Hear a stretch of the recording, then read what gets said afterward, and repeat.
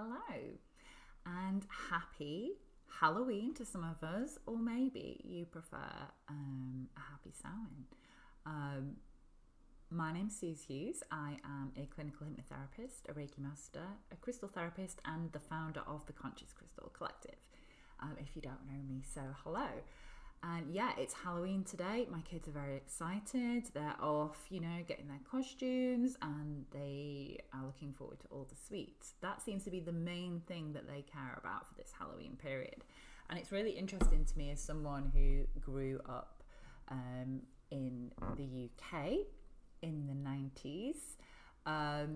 Halloween, it wasn't actually that big a deal. We did used to go trick-or-treating. However, we had our own costumes. You couldn't buy a Halloween costume, you had to make one. So it usually consisted of black bin bag, a witch's hat. You used to be able to buy the glow-in-the-dark fingers with the long nails, or vampire teeth. They were pretty much your options. A bed sheet for a ghost, toilet roll for a mummy. You get the idea.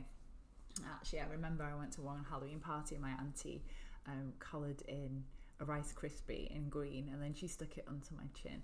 It's those really like stereotypical spooky themes of Halloween that's become very, very, very commercialized. It's a whole thing now. People go absolutely nuts in the UK even now, and even more so over in America.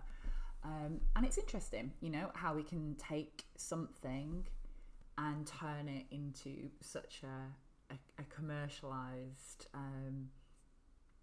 way of making money, essentially. If we take it back to its roots, like where Halloween actually comes from, and what Samhain, which is the Celtic, the pagan festival that is sort of like the original form of this. When we look at what that actually was and what it meant, really, Samhain was a time of celebration. So on the 31st of October, we were coming to, it was the end of the harvest. It was the end of the Celtic New Year. And we were about to be moving forward into a different space, essentially, towards winter. That idea of like, summer's over, harvest is over, now we're going to really wind down. And obviously at a time as well in the autumn where the leaves are all falling, there was this real sense of energies and the space between the physical world and the spiritual world being the veil between the two was at its thinnest. So at that time, if you think about it in terms of the leaves falling from the trees, they're returning to the earth. There's this real energy of reflection and coming to the end of something, and preparing to move into a space of newness. So those energies where that veil was really thin, it was this idea that the space between the physical world and the spiritual world was really thin, and that's when we could maybe most likely to be able to connect with our ancestors and the spirit world.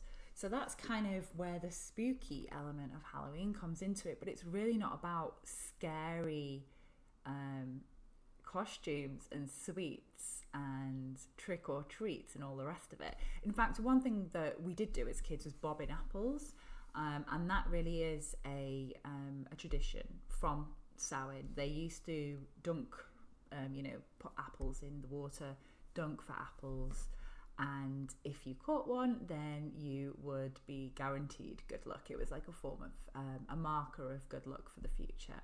So there's some little traditions that maybe we do at Halloween and we don't really quite know why we do them, but they go back to this, to the original sort of Samhain celebrations and festival.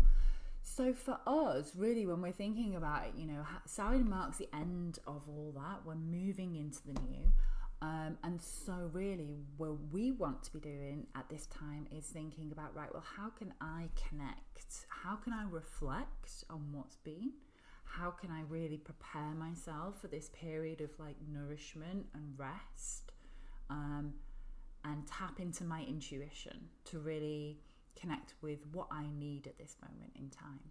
So in this video, we're going to be covering 3 of the main crystals So we've got some amethyst, we've got some smoky quartz, and we've got some obsidian. Okay, so these are the three crystals that I would really recommend working with at this time of year. So first of all, we have our smoky quartz. Okay, and if you were part of the collective membership, you will know, because this has been our crystal of the month in October, and we've been working very deeply with the smoky quartz to really connect with that element of release and grounding. That's how we've been using it.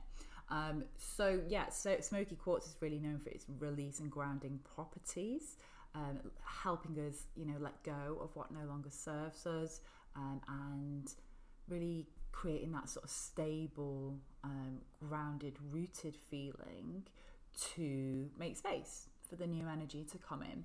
So it's a perfect crystal for grounding as we explore all those hidden parts of ourselves. So smoky quartz is the first crystal really that we want to be focusing on during this period of Samhain. Next, we have our gorgeous amethyst. Okay, and again with amethyst, this is our crystal of the month for November.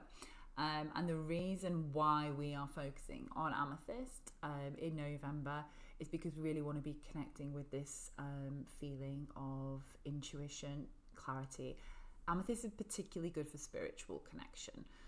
So it's a perfect crystal to be working with for Samhain. So deep reflection, helping us connect with that inner guidance and also that spiritual connection as we look inward at this time of year. Thirdly, we have our obsidian. Okay, and again, obsidian is a really good stone for grounding and protection. It's perfect for shadow work. It's perfect for really supporting and grounding us as we allow those hidden parts of ourselves to come up and be, I was going to say exposed. That probably tells you how I'm feeling at the moment. Not necessarily exposed, but allowing them to come to the surface. It really holds us in a safe and secure space for us to do that. Secure, protected, really helps to support any emotional exploration or release. So these are our three crystals that I would really recommend. I've only got two hands that I would recommend working with during this Samhain period. The way that we can work with them, we can do so many different things. What I would really recommend doing is if you've just got one of each. So it can be that you just use them for meditation, so you can just hold them, you can connect with the energy, and you can use them almost like a touchstone when you're meditating to keep you really present and focused in that space. You can keep them, as particularly like amethyst, by my bed because it also helps with sleep as well as that spiritual connection. And you can also use them in terms of rituals and crystal meditations, which again is something that we do over in the collective. So we have very specific meditations that connect with the energy of particular crystals, and placing them on our bodies in certain ways at certain points whilst we're doing the meditation to really heighten that connection. So there are so many things that we can do with these crystals, but as a very rough rule of thumb, just try holding them whilst you focus, while you meditate. If you have intentions that you want to set, then you can just write them underneath. You can write them on a piece of paper and place them underneath and put them somewhere.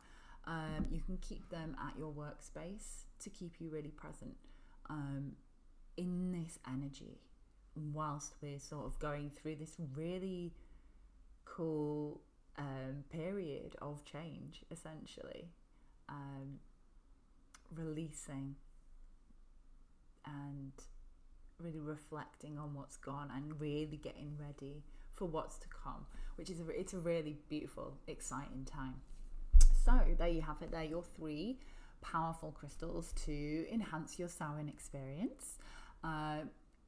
If you are inspired to work with these crystals, then actually check out my next video because I'll guide you through a specific release and grounding ritual using them. And if you enjoyed today's video, then don't forget to like and subscribe for more crystal guidance. Okay, I will see you all soon.